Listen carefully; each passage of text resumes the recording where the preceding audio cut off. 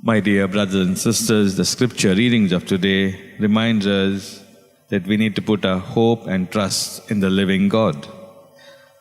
A young priest was sent to a remote village as a missionary, and he worked there for years together, almost till he got very old. And in his old age, he was seriously ill. And one of them who was caring for him said to this priest, he said, "Father, are you afraid of dying?" And then this priest responded, saying that, "When I die, I am not going to meet a stranger, but I am going to meet my friend whom I have been proclaiming all this while. And this is because of that beautiful relationship that I have with my Lord." My dear brothers and sisters, St. Paul in the first reading reminds us that we need to put our faith and trust in the Lord, as St. Paul did.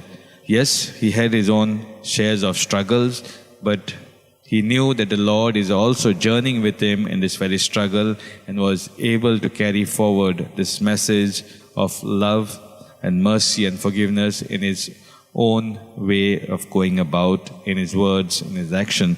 And Jesus then affirmed this very message that our God is not a God of the dead, but of the living, by giving a fitting response to the Sadducees. So each one of us are reminded that our God always is present to us, and being present to us, He lives, He moves in us, and He invites us also to move, to bring others closer to Him through our words and action, just as we have the saint of today, Saint Charles Wanga, who, although being a pagan first, then gave up and embraced Christianity and stood for Jesus Christ, fought against all the evil that was happening in his kingdom, especially the pedophilia and pedophile. That is, the king was a pedophile, and so stood against and protected young children or young boys. And so let us pray in this Eucharistic celebration that we may show our God is a living God in our words